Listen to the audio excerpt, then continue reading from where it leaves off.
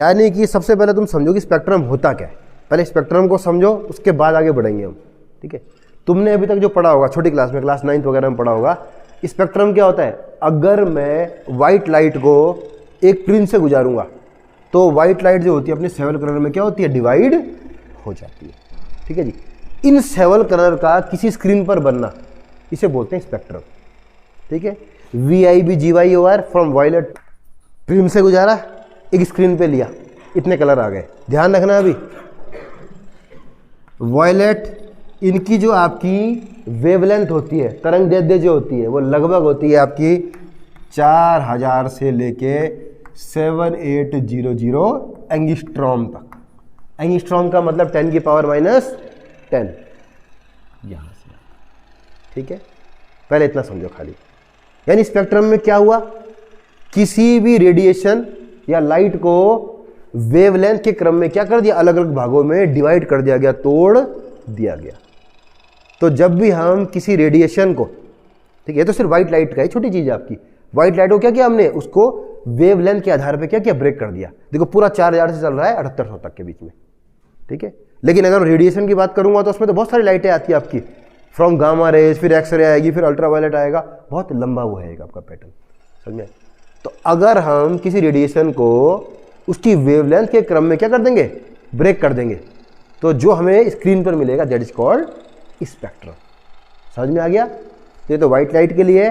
अब तुम एटम के लिए पढ़ोगे, और हम लोग को पता है, अभी थोड़े दिन पहले बताया मैंने तुम्हें कि हमने कहा था E2 - E1 बराबर, मैंने तुम्हें बताया अभी hc/λ।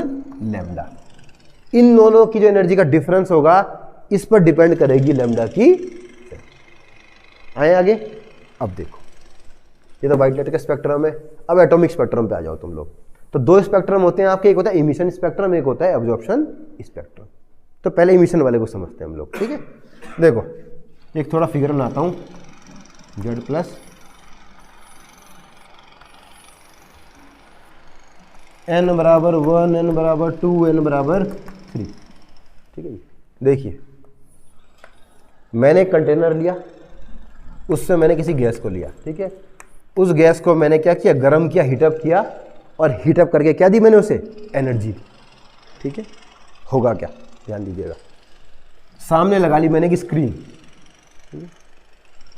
ध्यान दो, कुछ इलेक्ट्रॉन्स पहले ऑर्बिट में, कुछ दूसरे में है, कुछ तीसरे में, अलग अलग आपके एटम के अंदर ऑर्बिट में इलेक्ट्रॉन क्या कर रहे हैं, मूव कर रहे हैं या घूम रहे हैं।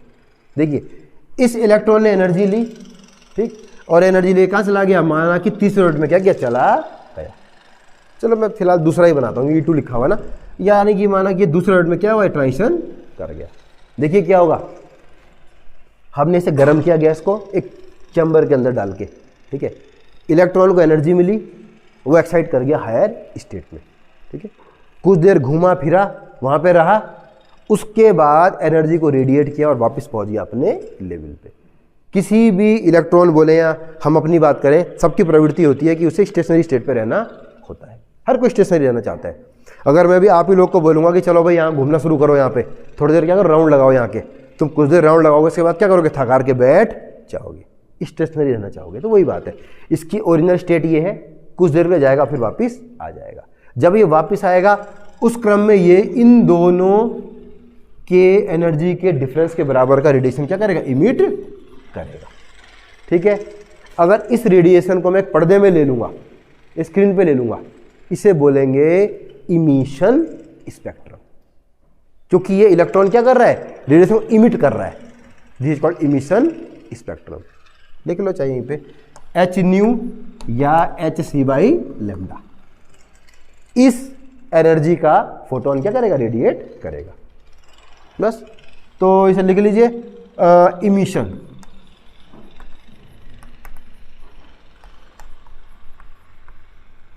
लिखो, यहां पे लिख ले इमिशन स्पेक्ट्रा। ठीक है, पहले वाले को या दूसरे वाले को एनर्जी मिली, वो 5 में पहुंच गया। ठीक है, कुछ देर घुमा फिरा इसके, फिर वापस आया। जब वापस आया तो उसने क्या किया, ऑल्सो एक और फोटोन क्या किया, उसने रेडिएट किया। तो उसको क्या बोलेंगे, इमिशन स्पेक्ट्रम। समझो इस चीज को, ये क्लियर। अब समझना इसमें समझने वाली बात क्या है आपकी, ये आता कैसा है एक्चुअली। देखिए ये स्क्रीन में ले रहा हूं मैं आपका, ठीक है। जो पहला वाला आएगा देखो, E2 से E1 के बीच जो स्पेक्ट्रम आएगा, जो रेडिएशन आएगा, उसकी वेवलेंथ जो होगी वो किसकी होगी, बराबर इन दोनों की एनर्जी के डिफरेंस के बराबर। जो तीसरे से पहले में आएगा उसका तीसरे और पहले की एनर्जी के डिफरेंस के बराबर। यानी कि जो तुम्हें वेवलेंथ मिलेगी वह वही मिलेगी जो कि दो ऑर्बिट की एनर्जी के बीच का डिफरेंस होगा। तो तुम्हें क्या होगा, दूसरे से पहले में आया, एक वेवलेंथ मिल गई, मान लो यहाँ पे देखो, एक यहाँ पे, ठीक है। ये काला पर्दा है, ब्लैक पर्दा लिया तुमने, तो एक लाइट आई आपकी, रेडिएशन आया, माना कि मैं बोल रहा हूँ लाइट फॉर्म में आया, विजिबल रीजन में आया, तो पहला वाला आया, तुम एक लाइट दिख गई यहाँ पे, ठीक है। फिर एनर्जी का डिफरेंस क्या है, काफ़ी ज़्यादा है। फिर तीसरे से पहले में आया, फिर एक और लाइट तुम्हें दिख गई बीच में ऐसे करके, फिर एक लाइट आई आपकी कि चौथे से या चौथे या पाँचवें से क्या दूसरे में आया, एक लाइट और आ गई आपके यहाँ, दिख रहा है। तो इमिशन स्पेक्ट्रम जो बनता है किसी एटम का, वह क्या होता है, लगातार कॉन्टिन्यूस न बन के एक डिस्क्रिएट वैल्यू बनता है। डिस्क्रिएट का मतलब क्या होता है, किन्हीं दो के एनर्जी का बीच का डिफरेंस, यानी कुछ खास वैल्यू, सारी की सारी वैल्यू नहीं होगी। जैसे मैं ये कहूँ, लाइट वाला तुम्हें बताया था ना मैंने अभी, लाइट में 7 कलर होते हैं, अगर 7 कलर आ रहे हैं फिर तो ठीक है। माना ऐसा हो कि तुम्हें 2 कलर तो मिले, तीसरा कलर बीच से गायब हो जाए, तो मैं क्या बोलेंगे इसे, माना कि वॉयलेट मिला, इंडिगो मिला, ब्लू गायब हो गया, अरे ब्लू कहाँ चला गया, फिर थोड़े आगे हुए गए, रेड गायब हो गया, इसका मतलब डिस्क्रिएट है, सारी वैल्यूज नहीं ले रहा है, डिस्क्रिएट वैल्यू लिख लो चाहे, डिस्क्रिएट, कुछ खास वैल्यू, कुछ खास रेडिएशन लिखो। तो किसी एटम का जो स्पेक्ट्रम आता है, इमिशन स्पेक्ट्रम जो आता है, वह एक काले पर्दे के अंदर कुछ लाइंस के रूप में आता है, जिसे ये तो डिस्क्रीट स्पेक्ट्रम बोलते हैं, या हम लोग बोलते हैं लाइन स्पेक्ट्रम। लाइन के रूप में आएगा ना, तो बस देखो इमिशन स्पेक्ट्रम जो कि आता है लाइन स्पेक्ट्रम, ठीक है। अब सोचो, एक थोड़ा दिमाग लगाना है, अगर इस गैस की जगह, माना जस्ट मैं बोला हूं, एक बल्ब होता रखा हुआ, बल्ब से क्या होता है आपको पता है, बल्ब से रोशनी निकलती है, रोशनी का मतलब रेडिएशन निकलते हैं। अगर मैं उसके आगे पर्दा लगा दूंगा तो कैसा आता है आपका स्पेक्ट्रम, कैसा आएगा, लगातार कॉन्टिन्यूस आएगा। समझ में आ रहा है ना, सारी लाइटें वो रिफ्लेक्ट कर रहा है आपका। एक बल्ब मैंने लगा दिया, बल्ब के आगे स्क्रीन लगा दी, तो कैसी स्क्रीन आएगी, व्हाइट स्क्रीन आती है। ये लाइट आ रही है, मैंने स्क्रीन लगा दी, व्हाइट आती है, क्यों आती है, सारे के सारे रेडिएशन निकाल रहा है आपका, उसे बोलते हैं कॉन्टिन्यूस स्पेक्ट्रम, में सारी सारी वेवलेंथ दिखाई देती है। लेकिन यहाँ पे क्या किया तुमने, जब यहाँ पे एनर्जी दी तो कुछ ही आपकी रेडिएशन निकली, सारी की सारी नहीं निकली। लाइन स्पेक्ट्रम है, डिस्क्रिएट स्पेक्ट्रम। ये ध्यान रखना है आप लोग को कि किसी भी एटम का जो स्पेक्ट्रम आता है वो हमेशा क्या आता है, एटम का या एटम के इलेक्ट्रॉन का डिस्क्रीट स्पेक्ट्रम आता है, लाइन स्पेक्ट्रम आता है। कॉन्टिन्यूस कब आएगा, जब लगातार एनर्जी इमिट कर रहा है, वो लगातार नहीं हो रही, यहाँ पे सिर्फ डिफरेंस के बराबर की एनर्जी हो रही है। That's why this is happening. देखो ये क्लियर है, आगे बढ़ूं, ठीक है बेटा। देखिए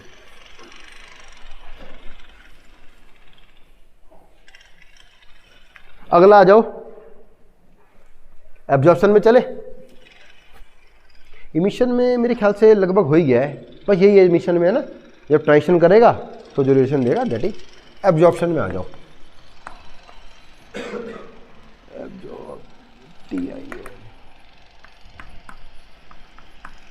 देखो इसे, अब जो स्पेक्ट्रम देखो, अब थोड़ा सा अंतर है।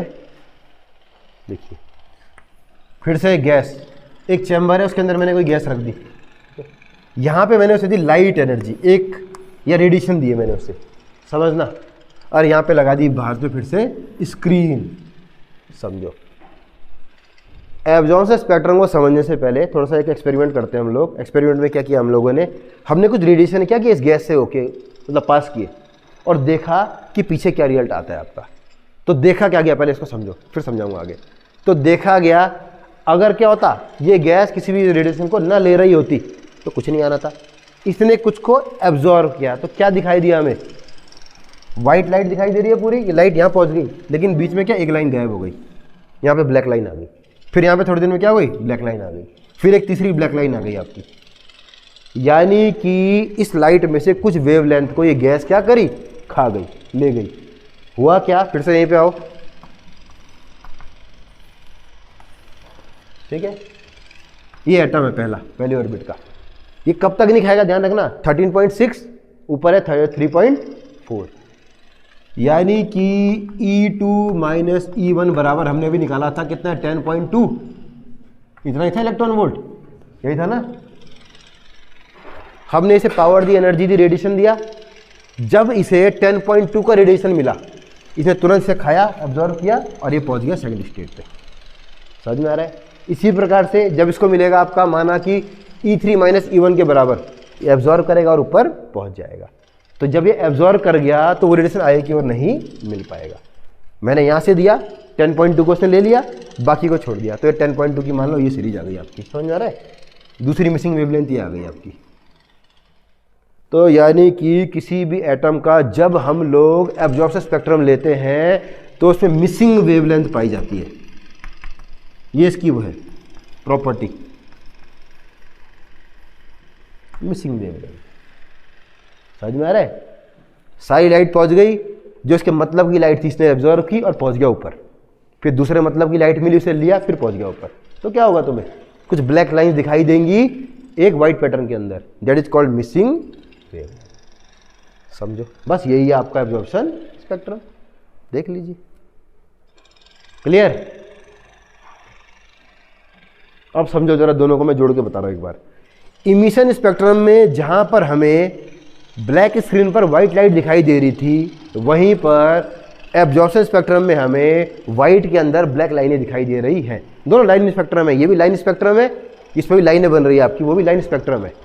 लेकिन एक स्पेक्ट्रम इमिशन वाला क्या है आपका, ब्लैक पर व्हाइट है, और ये वाला क्या है, व्हाइट में ब्लैक है। अगर तुम माना, मैंने गैस माना, हाइड्रोजन गैस ली मैंने, दोनों केस बता रहा हूं मैं। अगर मैं हाइड्रोजन गैस के दोनों स्पेक्ट्रम को लूंगा और मैं इसको यहाँ के इसके बगल में रख दूं, जस्ट ऐसे करके बगल में, तो ये बिल्कुल सेम बनेगा। सेम यहाँ पे लाइन आएगी, ये आएगी, ये आएगी, बिल्कुल वही, इसी कार्बन कॉपी बनेगा। बस ये व्हाइट पे ब्लैक है, ये ब्लैक पे व्हाइट है। यानी कि इमिशन स्पेक्ट्रम और एब्जॉर्प्शन स्पेक्ट्रम किसी भी गैस का, बोलूँ मैं गैस की बात करता हूँ फिलहाल, वो सेम ही होता है हमेशा, बस कलर का अंतर आ जाता है। अगर मैं इसके ऊपर इसे रख दूंगा तो सब व्हाइट हो जाएगा आपका। समझ में आ रहा है ना? क्योंकि ये कुछ लाइट को खा के ऊपर गया है और यहाँ पे कुछ नीचे आया है, तो किसी लाइट को दे के नीचे आया है आपका। तो एक ही चीज़ है। एक चीज़ और ध्यान रखना, पहले बताया था मैंने शायद, किसी भी गैस का जो स्पेक्ट्रम होता है वो हमेशा फिक्स होता है आपका। हाइड्रोजन का स्पेक्ट्रम है, तो जो कुछ साइंटिस्ट होते हैं क्या करते हैं, स्पेक्ट्रम से गैस को पहचान लेते हैं। ये कुछ ऐसा ही है जैसे कि हमारी उंगलियों के निशान, फिंगरप्रिंट्स। माना कि मुझे पता है, अच्छा इसके फिंगरप्रिंट्स ऐसे हैं, देखा है चोर को पुलिस पकड़ती है फिंगरप्रिंट से, तो वैसे ही स्पेक्ट्रम से किसी भी गैस की पहचान की जा सकती है। क्लियर? ये सारा देख लेना एक बार, ये स्पेक्ट्रम। तो बस इस प्रकार से आपका इस चैप्टर का जो टॉपिक भी खत्म हो जाता। कर दो।